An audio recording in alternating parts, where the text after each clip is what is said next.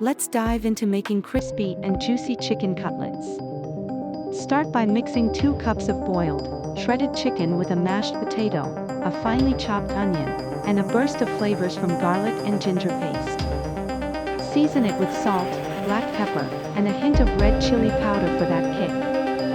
Add some garam masala, cumin, chili flakes, and a splash of lemon juice for freshness.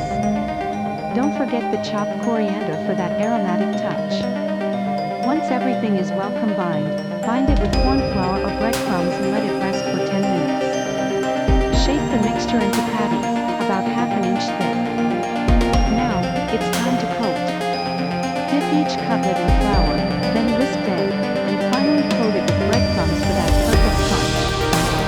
Heat oil in a pan and fry the cutlets until they're golden brown and crispy, about 3 to 4 minutes on each side.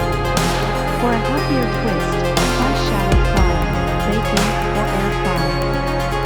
Serve these delicious cutlets with ketchup or mint chutney, and enjoy them as a snack or a delightful side dish.